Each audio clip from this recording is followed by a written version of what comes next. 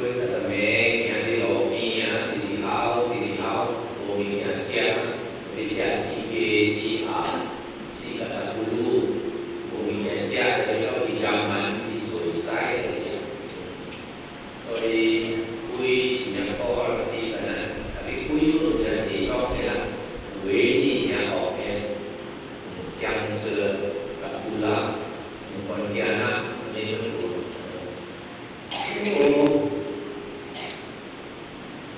啲拉參佢嘅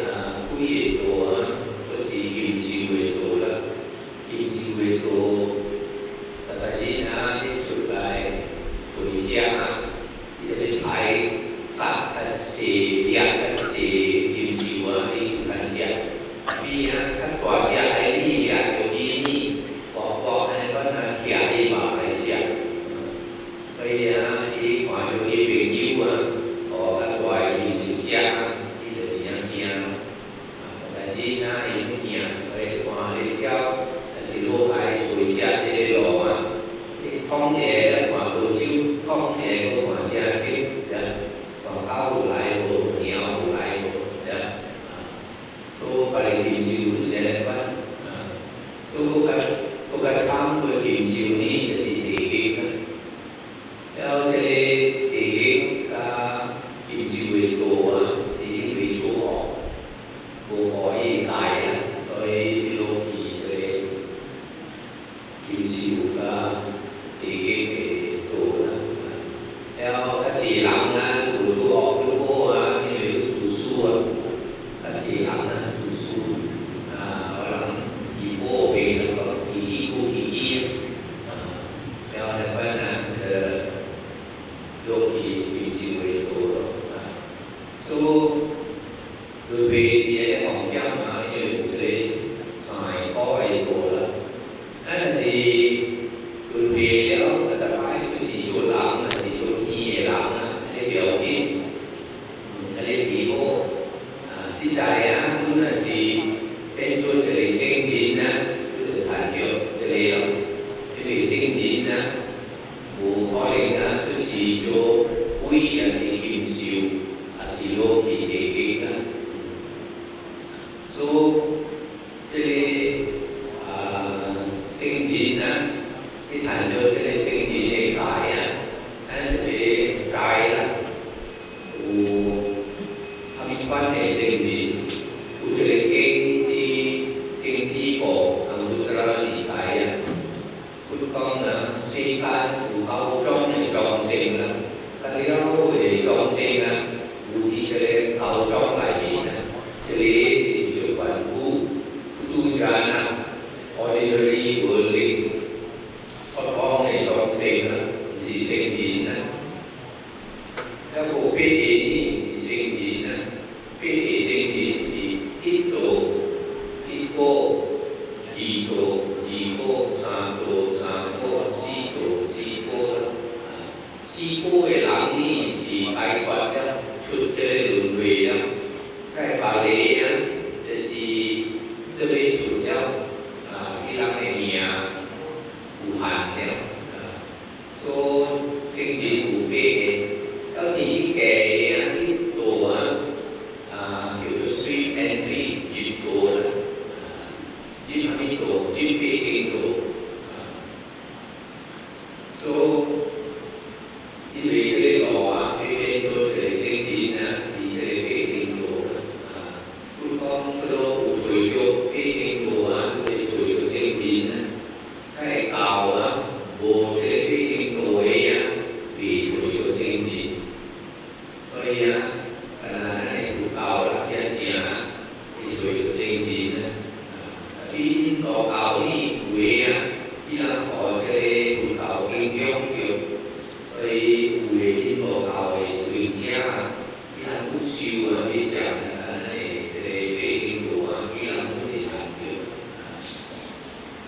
所以佢談咗這個必裝嘅聖人嘅經界啊，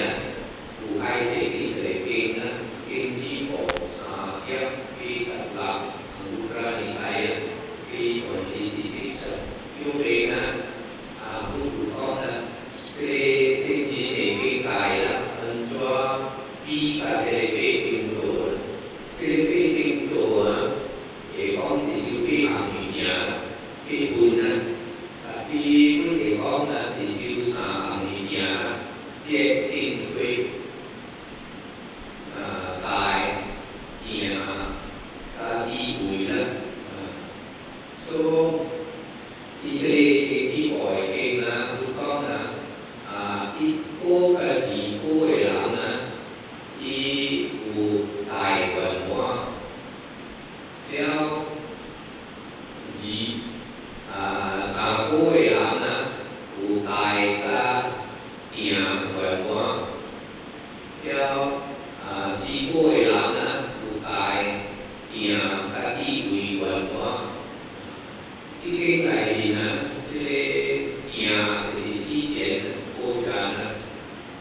cái xí xén chỉ trong quán này hiện tại là hẳn có hạt biểu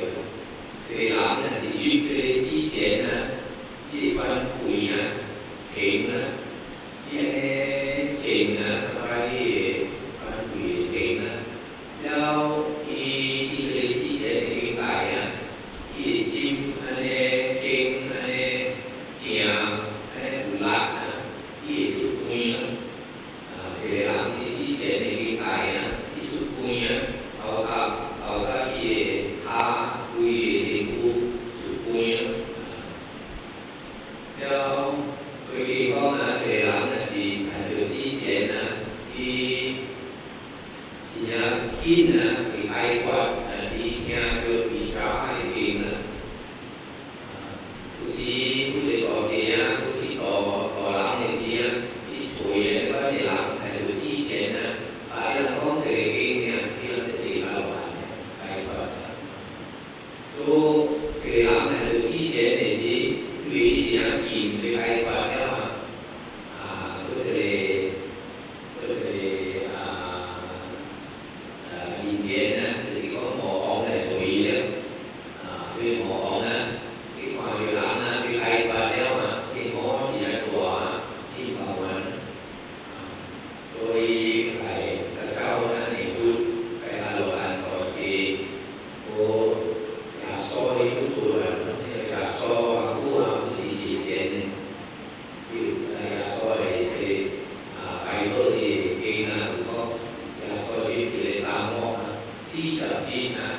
của chia của đi của kinh là chỉ xén số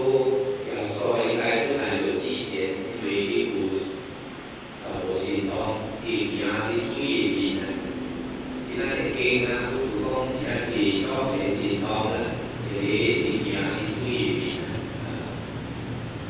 đi bà lễ là để bôi nhà bà lễ đi bôi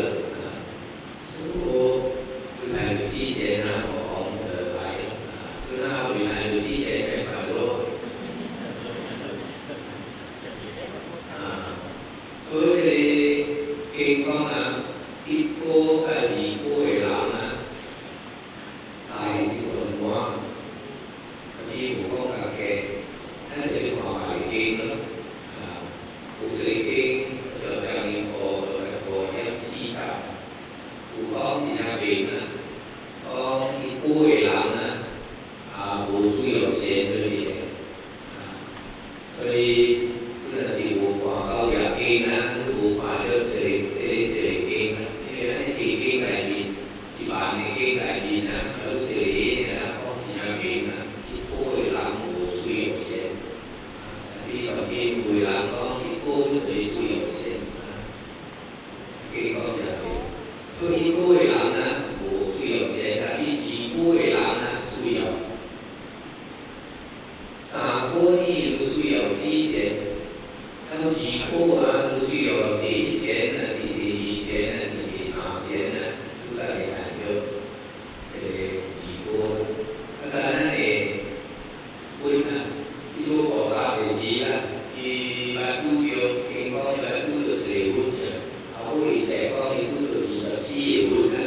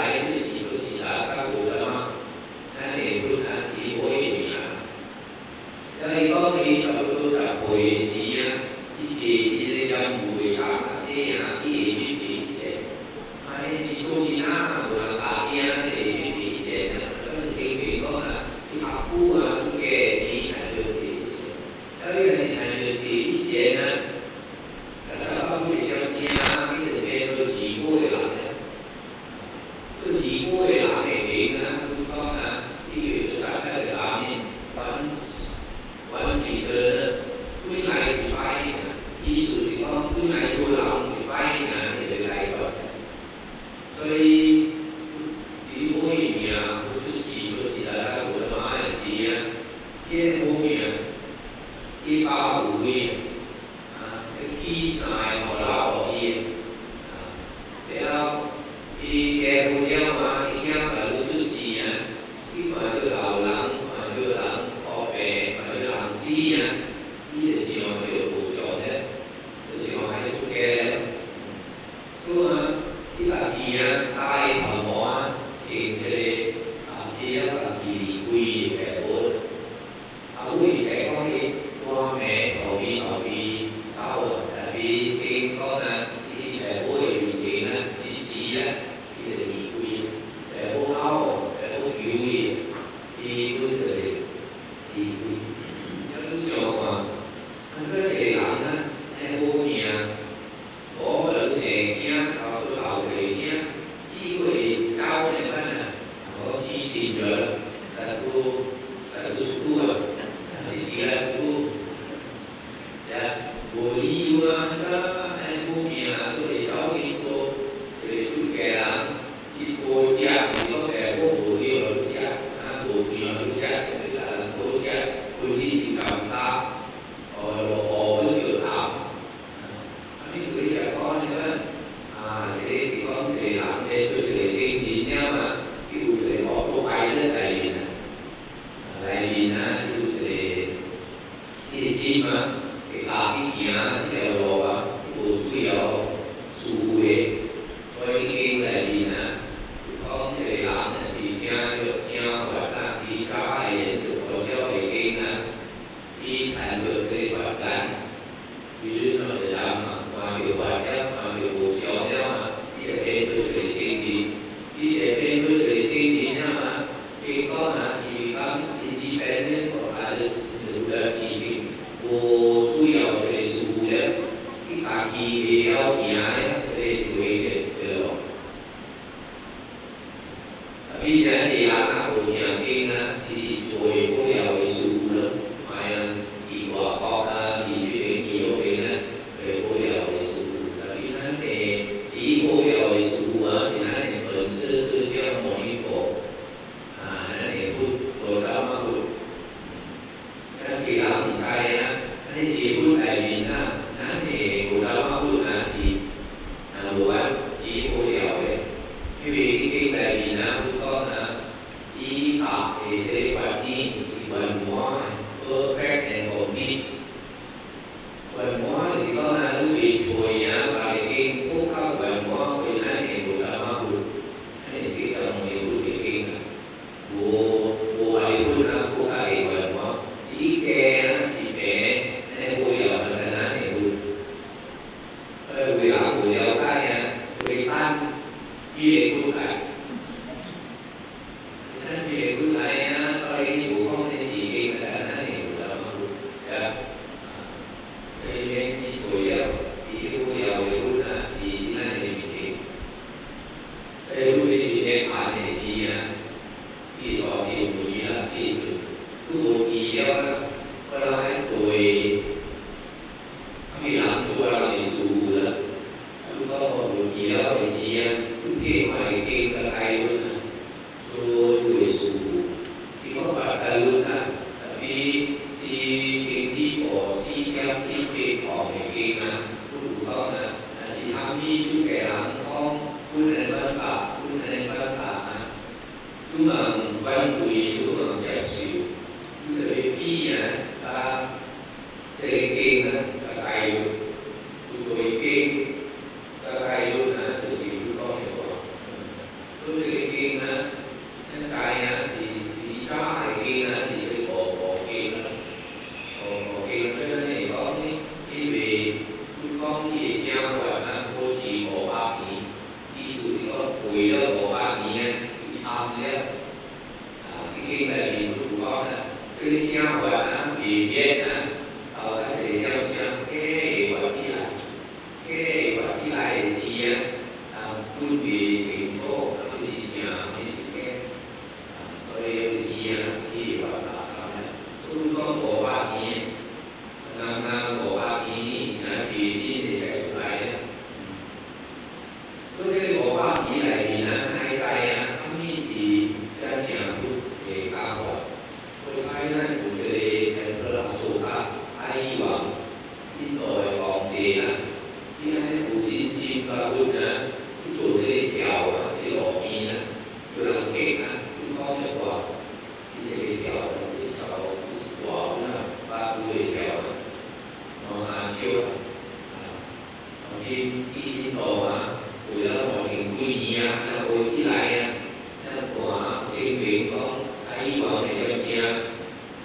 ทุกวันนี้บรรลุออกปล่อยเองนะ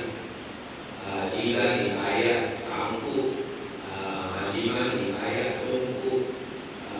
สามิตานิกายะขึ้นเสือกุตาโลชานิกุเดียวอังคุตระนิกายะขึ้นเสือกุเดียวพุทธะนิกายะเสี่ยวกุที่เรียนก็是现在讲一扎一个呢。都那个研究这，那是研究这呀，都那是了解呀，都谈到这发展呢，变做这先进呢。这里，頭先我講啊，一個啊，無需要禪定啊，無需要禪啊，二個需要啦。這裡禪啊，佢談到禪啊，無形嘅，啲經嚟講啊，佢哋諗佢接禪啊，呢啲幫下佢哋表達 sensual desires， 呢啲幫下佢哋學嘅心嘅境界啊，啲心定啊都係啊，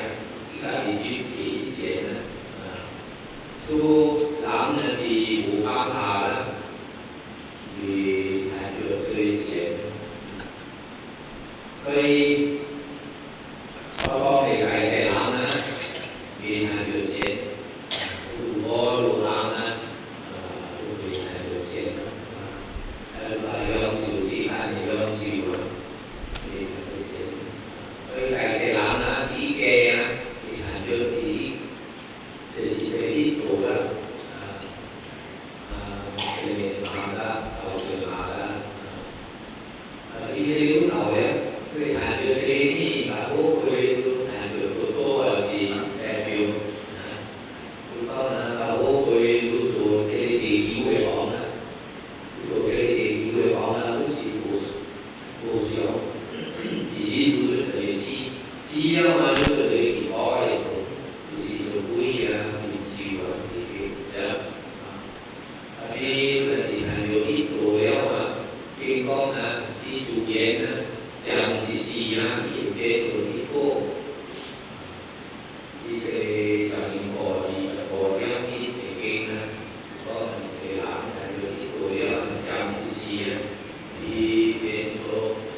一個啦，所以我相信啊，喺我哋都想係有一個，有一個有三個嘅，所以大家啦，啲嘅啊，我講嘅大家啦。有啲道教啲歌，有啲係有啲道啊，就是喺南京嘅，好主要提醒嘅，啲經裏邊啊，解語裏邊啊，都出現啲時間咧話，啲係詩講經，都記住嘅記咗經啊，都叫呢個啲啊啲傳經，都嗰啲記咗嘅記咗呢個提醒咧。是嗰啲嘢是冇叫人知識，你諗下啲知識，真正其實諗出嘅話係知識，如果出嘅啊，都未幫下，都師傅揾啊，很多知識啦，主要就係特別嘅人啦，好嘅有請會嘅特別嘅人啦，會嘅大家如果師傅啦，如果同佢哋少年咯，有諗過啲做啦，或者成年啦。嗰陣時喺舊年佢哋諗啲生，有時啲婆婆講啦話係，每次傳法你係叫你諗嘅，叫你諗係啊，啲婆婆學你諗，你係咩人同佢做嘢啊？所以包含嘅咧嘛，有啲環境嗰邊咧啲上講，但係啲後邊啲環境啊，自寫下咧，咁樣係係叫寫。呢個點時間互相有，有 Facebook， 有 Internet， 有 Internet 係自然嘅話，所以同啲人係個小型嘅，同啲嘛啲隨人出嘅係多咯，自己啊，無人頭。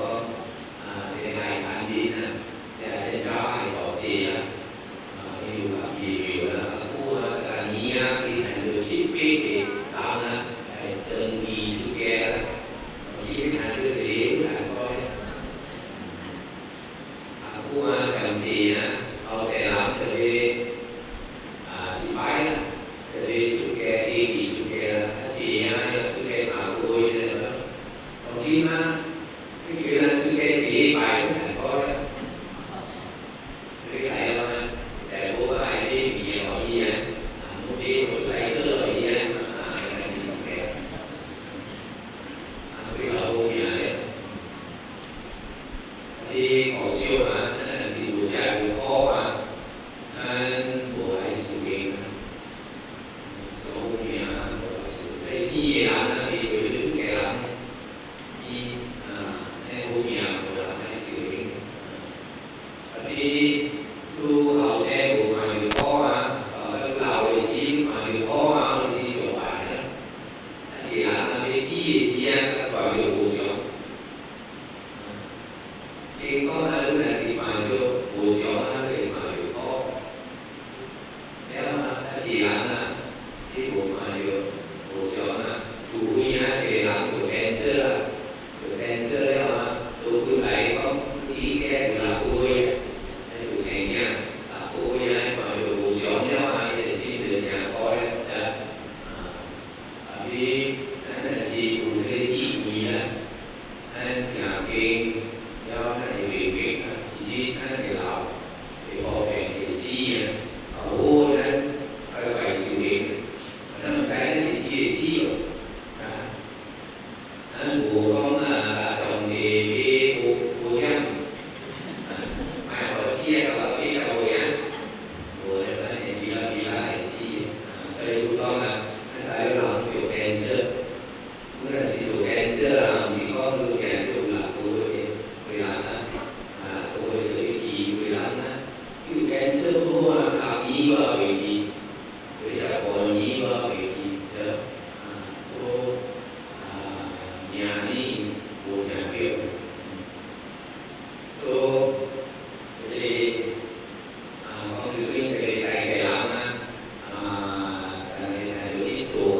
theo thì là được ít tuổi thì nhà kia là kiểu đi thì sang bộ thì cả sai thì sang đi là đi sớm mai có cái của nhà chị kia là còn nó bị kẹt lúc đó thì lắng thì anh được thì phá hiện phá hiệu quả cho đi khó của chúng chỉ là siêu đi được con đã có được giá quy tiêu để truy là đi và để bỏ ai để truy là quy tiêu để truy thì đi và bỏ ai để truy để đi mà siêu mà chỉ là có ai thì cũng có sản được thì làm là gì đi thành vô thì ít tuổi là điều là cái là ít tuổi là thì khó của chúng này siêu là cái quy đi để quy thì làm là bị thành vô ít tuổi là bị thành vô thì phải cái là thì khó là để bỏ ai để quy này gì là vì đi nhà suy nghĩ lại có thể điều về suy nghĩ lại vì thế làm thành được ít tuổiแล้วที่tuổiแล้วที่แกดูชิดสีเนี่ยชิดสีนี่หลายกว่าเนี่ยจุดเธอขอไว้นะถ้าเดือดแย่พันต้องแย่พันนี่เก่งกายนะคุณก็นะที่วันเก่งไปหลอกนะจะสีแย่พันแล้วเราทำบุญเก่งแย่พันทำยิ่งบุญแล้วก็ไอ้ที่กว่าเนี่ยเก่งกันแย่พันนะสินะCinderella này ăn cùn này xong ăn đủ chạy nào này nó cùn để gì á là chỉ có thu bằng này gì á xí chả kia xí chả bản đồ giờ là đôi khi lại gì á của này xong là bây giờ sẽ cùn mấy cùn chạy là kiểu lúc cùn chạy là đây thì xong thì cùn nhé đôi khi lại gì á mà cô hay cùn rồi em anh đi lại sẽ để bên cái đó một chuyện khó mà nó được nhà được nó chút gì ở nó xí thì bạn lô là phải nữa thì bạn lô cái cô chỉ này nhà cái cô chỉ này thì cô ấy là cô đến nhà ví dụ là sự bổ khó mà mình quên bổ nhà cái sự cảm như thế này sự cảm như thế này nó bổ nhà là so em anh đi cái si là Cinderella Buddha Aesop có thể ví dụ là đi chơi ở Israel sau khi ta cũng có là đi chơi là một khó để đi trên bạc nếu mới có cái lúc mà chơi khó đi vào trên bạc chỉ có bí cả thì cứu về khó đi có thể có siêu trường đi trên bạc vì bi cho chị hè ta chơi thì cứu để bỏ thì tôi thoát lên chị mà tôi chính là lên xíu nhỉ tôi không想那个这样的去谈究这个单的啦，关于我的了解我的一科啊，那修啊那个这个我的情感，比那是如果会谈究你会科啊，真正是了，那个这个修会科啊那个，所以有外经啊，有讲啊，那有别的古了啦，有讲。นั่นเองบาดอยู่เหลาละเป็นเวนั่นจากคอละอาศินังอาบนั่นเป็นเก่งนะอาศินังเกียร์ซีอาศินังแต่โบซีอาศินังนี่นะนั่นบาดอยู่เหลาละถ้าจีก็จะตัวจะซีตัวให้ช่วยถ้าไปเกี่ยวนั่นเราบาดอยู่ได้สิแล้วก็ต้องนะนั่นดูเปลี่ยนได้กู้เรียกว่า是来做學啦，然後咧就監考啦，咧就是做研修，監對考啊，對隻對話，是我要做學啦，要做學嘅咧行業都啊監考啊，佢講咧會考啊，一次佢嘅師爺話係追啦，咧估咧未見啦，所以佢講啊考嘅啦。tôi làm một chi vị á, cái thì đều cái làm một chi vị á, có còn chi về cái tôi đầu tiên là về theo thì phải đi chơi kinh chi trên đường bộ là để xin chặt sai cái là con là cái hành được kinh nghiệm á. Theo về cơ thể sinh chín á, thì kẻ sinh chín á, thì hành được sinh kiện á, tức là sẽ hành được bảo bán á, cũng chỉ có được hành được sinh kiện á, ngoài đầu nhà, chỉ có bài làm cái xe cả lúc xe vậy, tức là chỉ sinh thành này, để bài làm cả lúc xe vậy, thì đầu nhà này có là chỉ lúc toàn心注意啦，cả cái gì á, để toàn心注意。因为如果专心注意啊，都会明白了解要都会听要另外呢，还有这个经验要有这个经啊，这上一波的或者波的上面啊，除了第上一个有讲呢，有讲你看到进步了，对自己嘅先進咧，有四個條件，這四個條件是，這是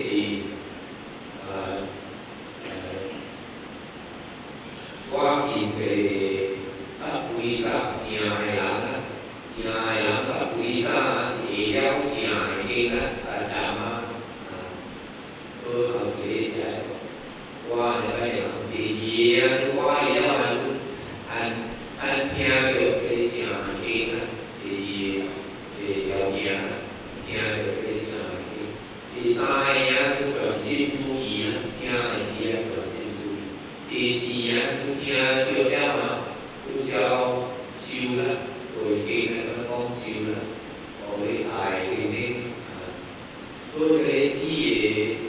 四個條件非常多啦，經講。比這個四來呢？有堅持嘅第二啦、第三咯，聽到聲話啦，專心注意啦。然後我哋記過講啦，若是講如無這四個條件啦，了談到這個進步啦，佢講啊，愈是有夠大啦，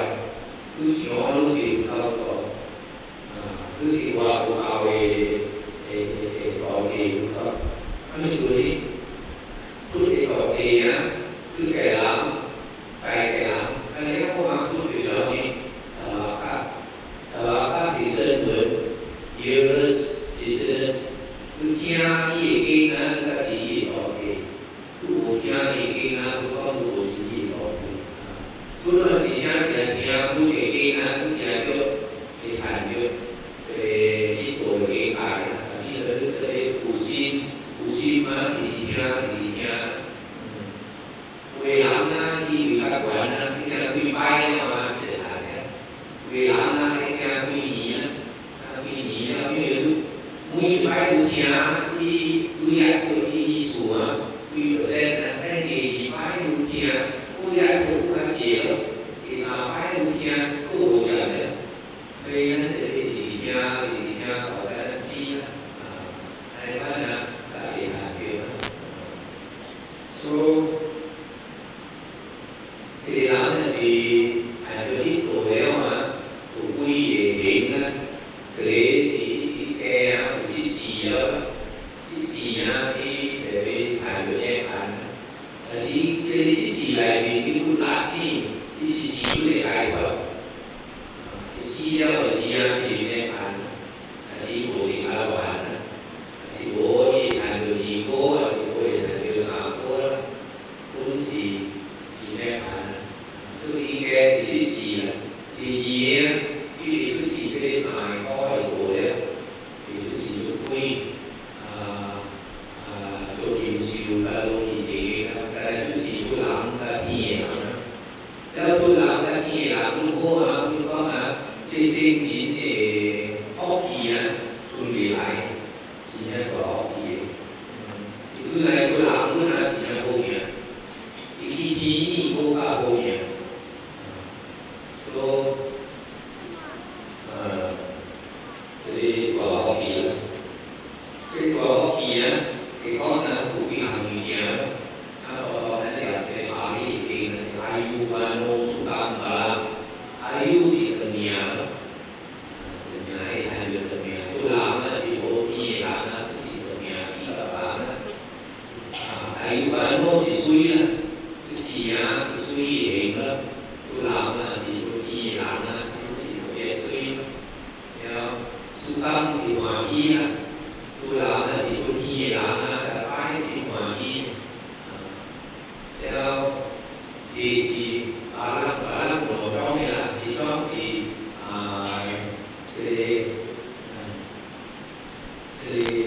出名，或者是西蘭啊，有西蘭啊，講係。做人呢，做干部呢，做CEO啦，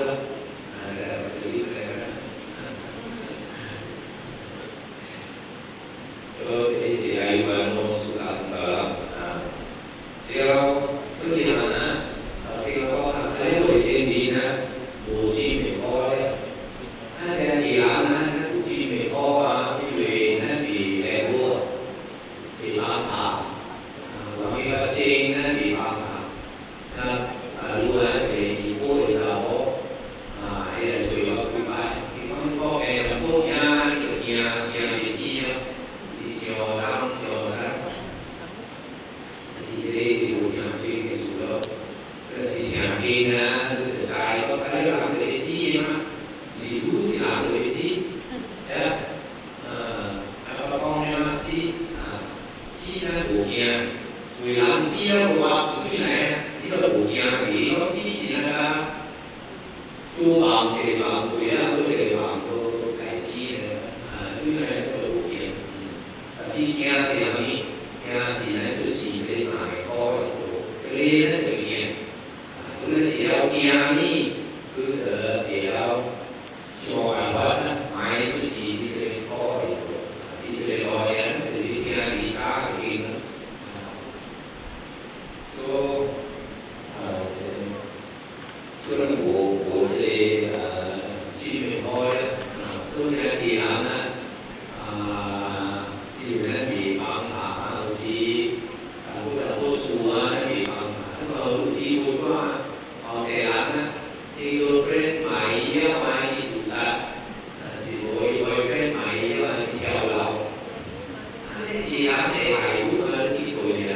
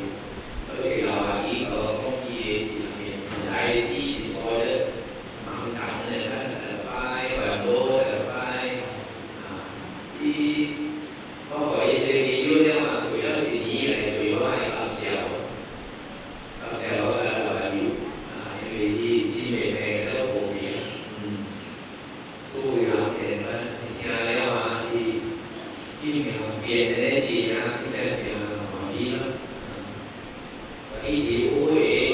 利益啊是呢，有咱就是以这个3个为主了啊。伫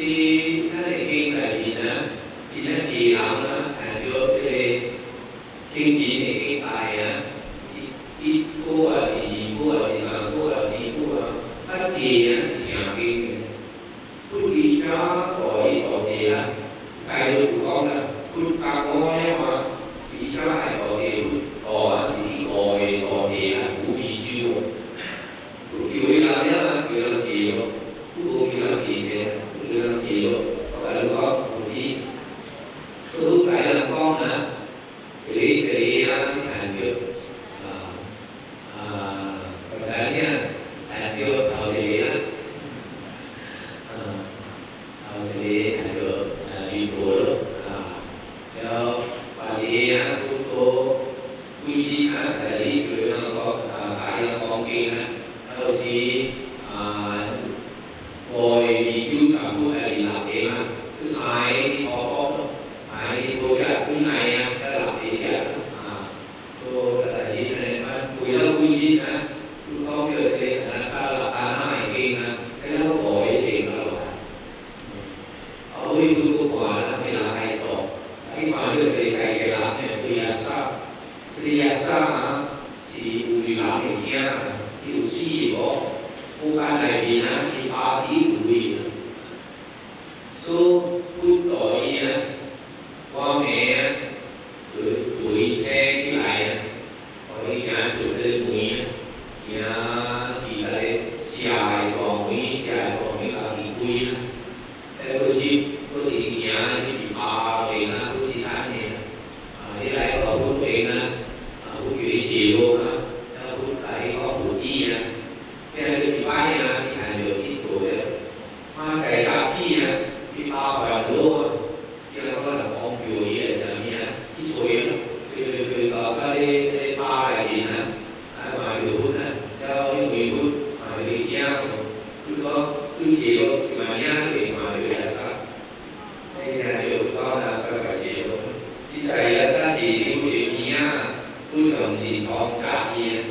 啲巴賣條啊，所以佢把啲巴講上這個事情嘅，係成這個事情嘅，啲巴係是多咯，係有啲多咯。日沙嘅個第2班啊，剩下落嚟，冇字寫咧，聽嘅剩下落嚟。到日沙我就知明了啊，係啦，那聽到日沙出嘅就成嘅，然後這裡啲隨意啊，然後啲財啊，啲隨款啊，本嚟啊講佢啲剩下落嚟，係咯冇剩，冇算景嘅。聽經啊，剩下落嚟，很多係剩嘅，呢啲正事啊，談到思想咧，譬如警方啊，佢談到思想啊，依家係剩下落嚟，所以我聽經啊，日沙嘅朋友啊，我就愛啊，參啲古語書啊，垃圾嘢啊，本垃圾嘅，落嚟我哋事啊，本就叫佢啦，啲嘢啲傳經。佢有拉線咧，佢有啲講古啲啊，嗰啲啊，佢有垃圾嘅橋啊嘛，佢個棍咧，咁啲冷氣度，佢話叫啊，之前嘅啲啦是咩咧？石啲牛雜嘅，去買嘅，去買嘅，咁樣牛雜，呢樣嘢啲咧，我嘢咁嘅，所以。有病啊，譬如啲人燒錢，有啲人杯嘢啊，護善堂嘅人啊，啲我啊條袋，啲人是比較好啲啦。做債啊，講個袋啊，啲人啊，杯啲袋，杯嘢啲擺喺人啊，杯嘢啲擺喺人啊，杯做善堂嘅人話，咁咩善堂啊？譬如講啲人話啲硬面啊，有圓錐啊。tuy係啲拉啊，話個板啦，根本就冇關咧咁就係嗰個款啊，自主啲隨款啦，啲自主咧話你啱你推啊，佢就會嗰啲嚟料啦，你推啊，而且啊，你當嘅款，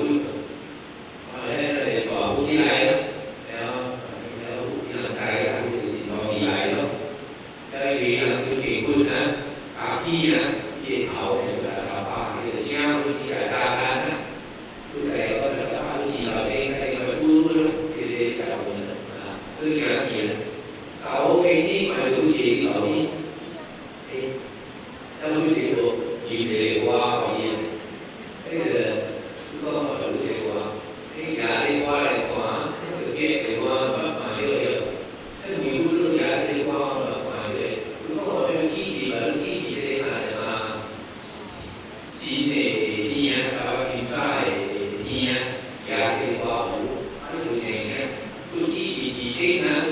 tôi lúc này nghe như là tôi giảng đạo để trả lời tôi là con là tôi quy bài đó mà đi làm cái gì nhà chuyên kinh tôi thì gì tôi trái có cái nào tôi xin nhau mà tôi lại đi học có sao không tôi thì gì mà tôi chỉ là đồ hành á thì tôi chỉ là đồ hành tôi chỉ nhà chỉ là đồ hành cái gì là đồ hành này ví dụ chẳng hạn là bài gì bài này cái đó là kiểu là đồ hành cái gì có cái đồ gì là đồ hành đó là ví dụ như quy làm á trái của cái ý sự là cái quy bài luôn đó cái chỗ của thì có cái đó sau đó trái sự gì á thì qua cái thằng hóa này tới thằng hóa là cái đó thì thằng hóa là đầu đôi á cái có thì là cái còn cái thằng hóa của trên cái số hàng sát thì sự đó cái đó có làm ở ở sau này còn đi cũng làm hết vì thì bảo vô vì con thầy bảo vô đây là câu thì luôn chi thao rồi đủ sự kẻ đây là người đủ sự kẻ của luôn để bỏ đi mà đúng ra tại là còn kì cũng có thể kinh nhà đi ta và đi lại sự là ôi kì cái gì nó cũng bảo tạo ra hai bài ôi là gì cái bài ôi là thì bộ cô thì bị cho như là chỗ so tôi có cái kinh là chỉ trên nghe là theo cái sự bài nha chỉ trên cái sự là đâu à mà nó là chỉ theo cái kinh là chỉ trên bài nó cũng chỉ sự là đâu à thì nó chỉ trên cái bài này cái đó sự là đâu à cái của sĩ sẽ để sự所以呢sự là đâu à nếu mà tôi để hỏi thì là khoảng sự vì họ cũng bị bài thoát thì gì á cũng bồi thì là khoảng sự tu được thì mình đi xa ra họ thì đi xa ra họ là mà đủ để chọn kiếm đó đâu cả khu công của cái con cũng chỉ có một vài đó bây giờ kiểu áo đi thì có cái máy giao thì con đi chỉ xíu vì cũng chỉ phải xíu hình là cái vật cũng sẽ hai bộ nhà so cũng không bị sai so đi kiểu luôn là con là con là chỉ con đủ cái vật là gì con là cái túi này tổ là số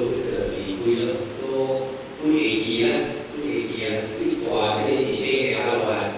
rồi cái bị xả nó cũng cái mà được cái mà ý á cha cái thì là chỉ trên cái đó là mình á kiểu ra đây là bảo sự đi làm cái đó chủ lại là có là con chỉ là có mà bị là bạn nữa tôi kinh là cái đứa con là chả chỉ bạn để làm đó chủ lại đó cái còn cái còn gì tôi cũng chả ai mà tôi được lại là con kinh là cái sẽ cái sự sinh kỳ là bây giờ thì được hồi thứ ba cái nhà kinh này bây giờ tôi chỉ tổ thế thì chỉ có con để làm nha chỉ có là học su là gì doctor là gì rồi là gì nha chỉ có là ý má là gì là bè này cái này là nhà nó hay làm về hàng kiểu thì có là mùa này hàng có hàng kiểu cô kia là mùa này cái này thì có số là tôi thứ ba tôi thì làm tôi sao là đi thì nó chỉ quý quý ra đó là quý xin nhau là quý luôn đó thì sao là đi sẽ cái bài làm chỉ là tôi chỉ đó nó không quan nhau mà nó tôi chỉ có để quý đó sao là đi là được ý cô đấy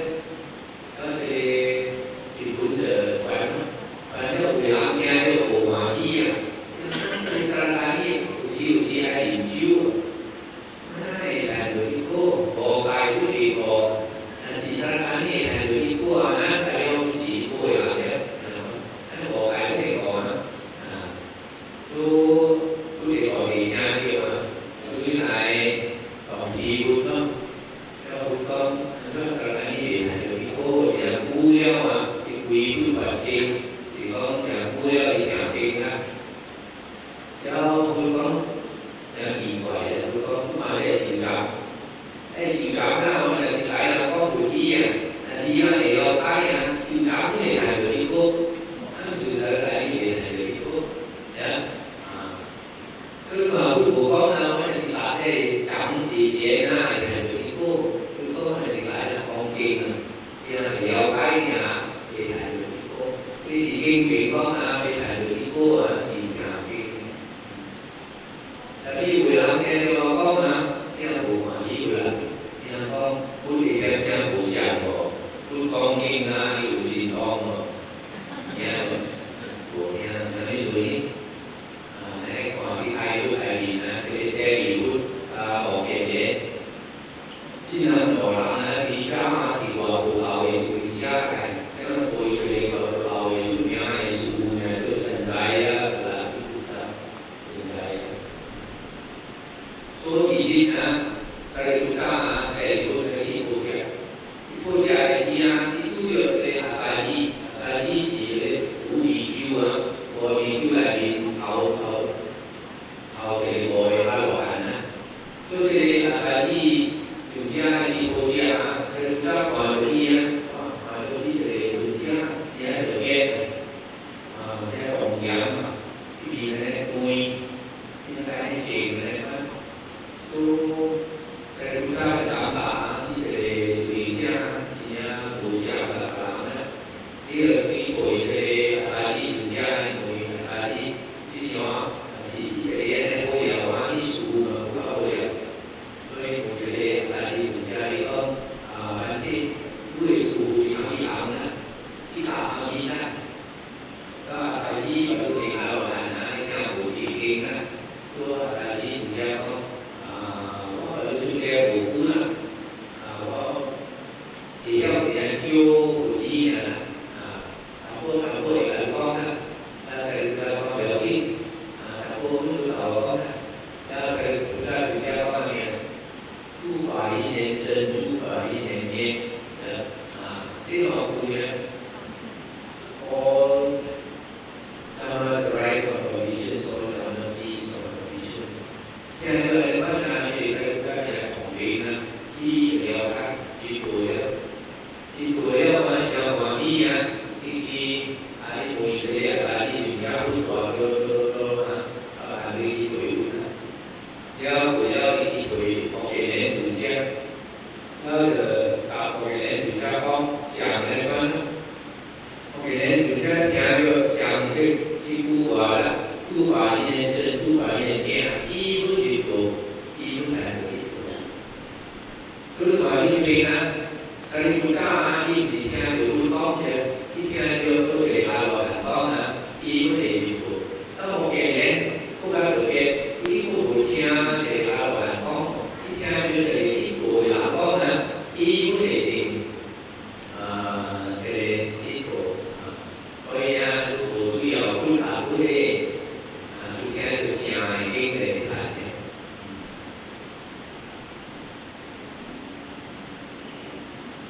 so kalau ya cakap banyak ya. Dan kalau ni buat, kalau ni yang kaya, boleh bawa dan dia, tapi jika dia tensi hotel di kamar ini, oh ya ai video lah pulang dari Asia, orang yang puji di sini pokok tapi orang saya sudah sama di sana. Coi để làm theo cái phí làm để bỏ phí làm ai bỏ cái sự đấy cái là cái xí bát cái là cái xí thì gọi là cái đi làm để thôi cái xí bát để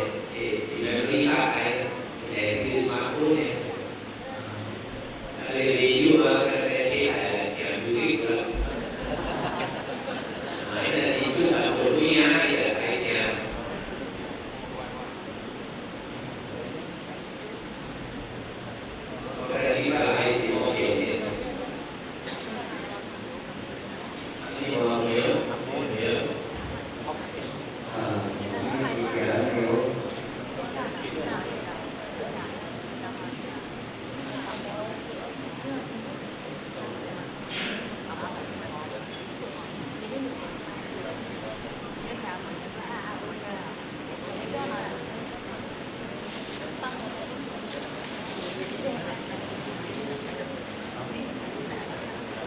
Hãy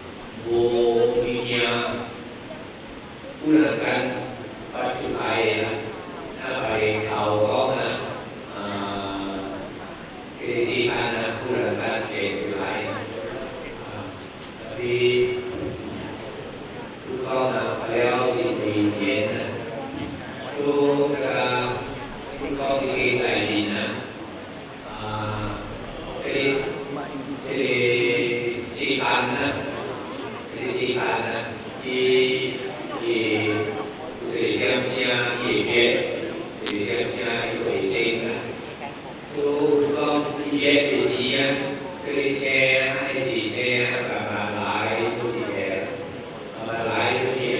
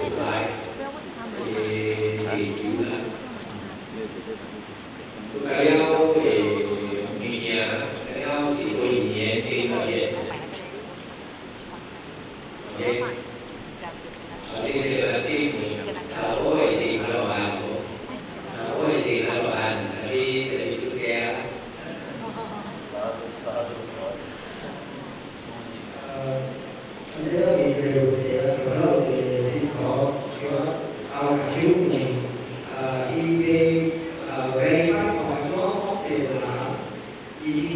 để không bỏ lỡ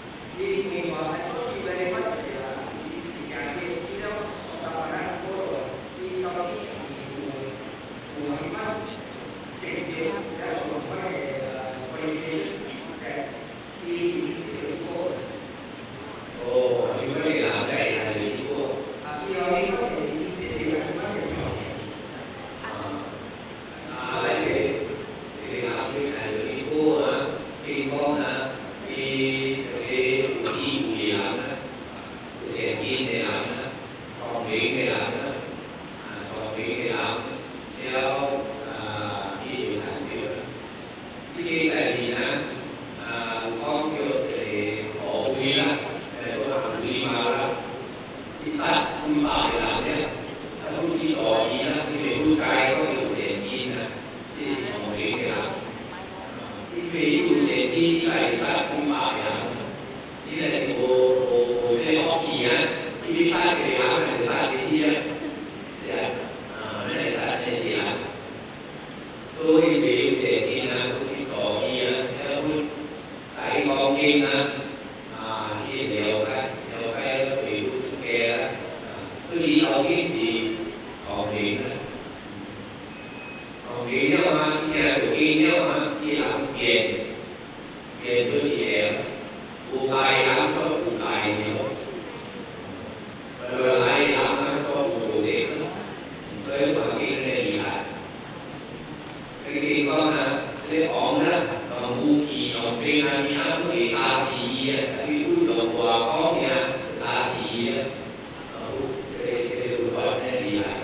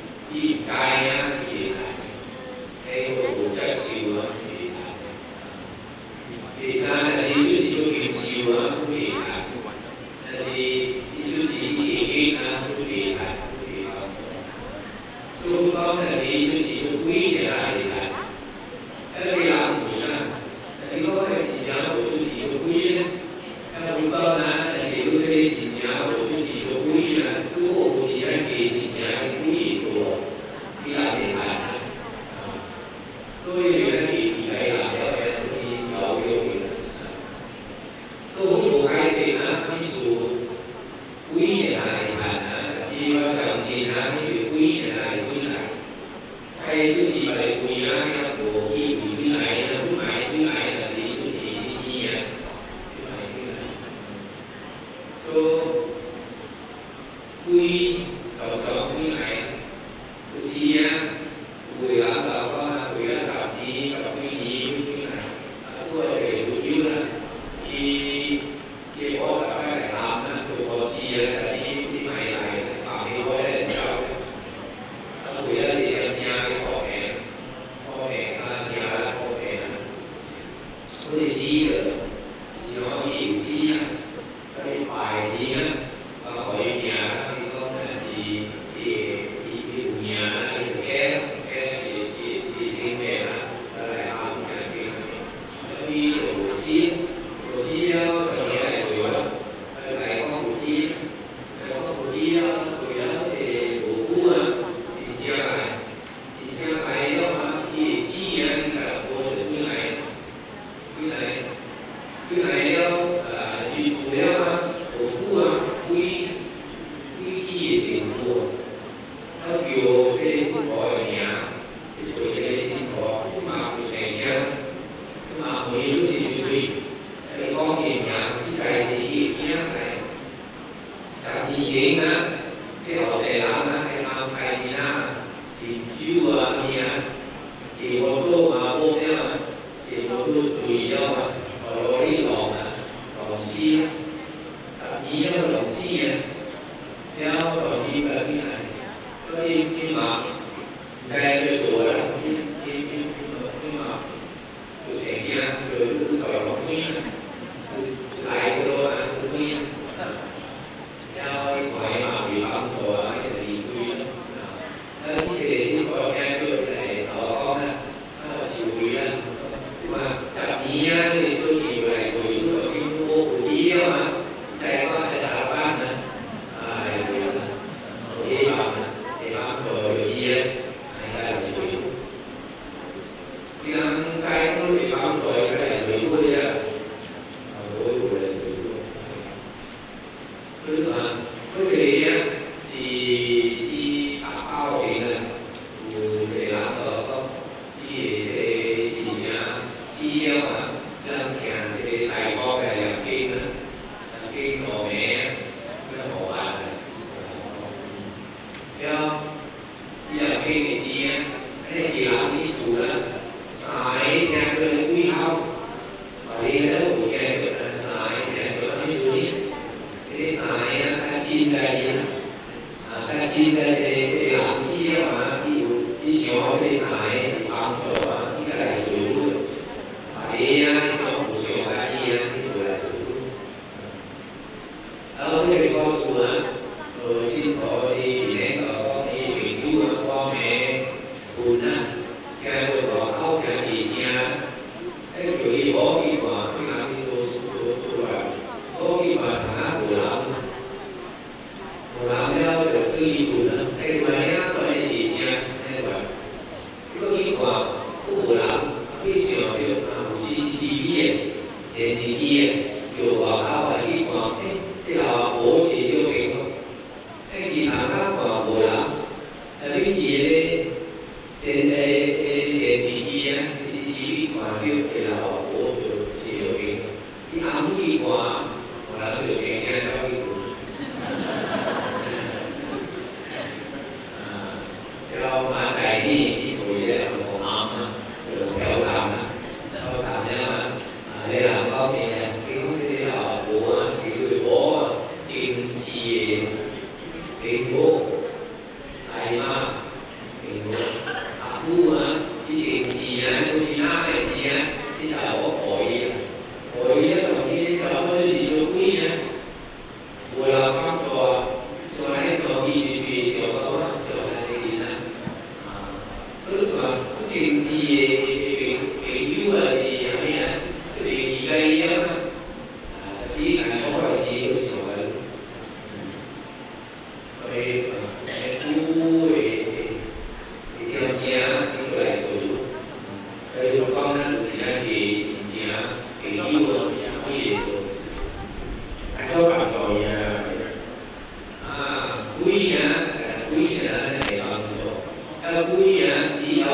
家，你要一起家，都咱也是咱比较有意义啊，咱就人咱系路边啊，报道啦，请一下啊，如果请一下要有感谢啊，但是无呢，咱有后呢是讲去暗，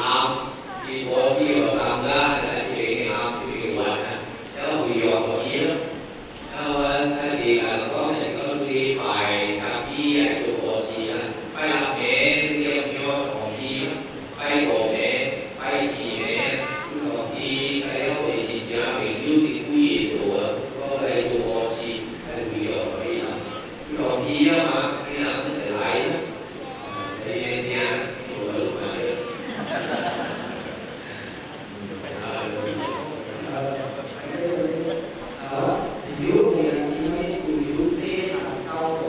Hãy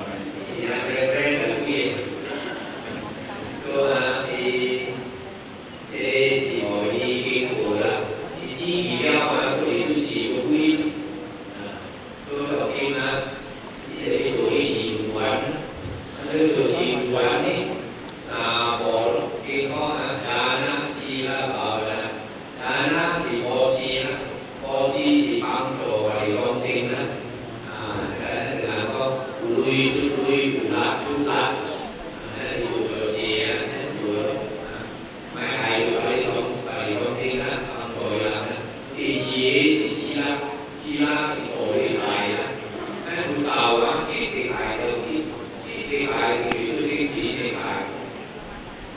cho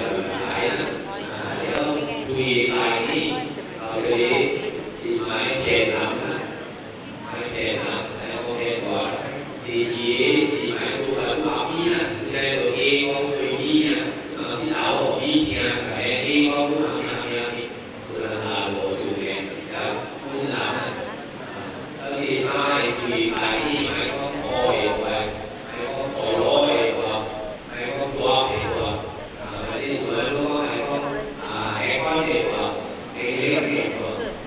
Ghiền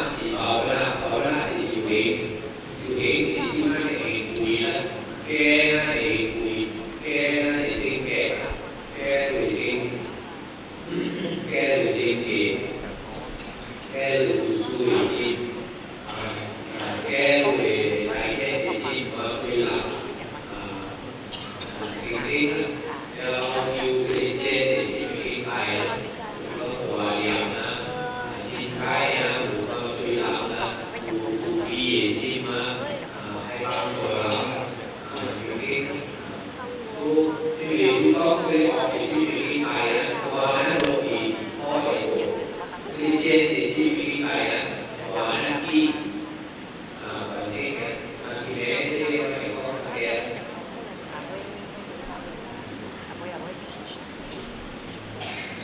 để không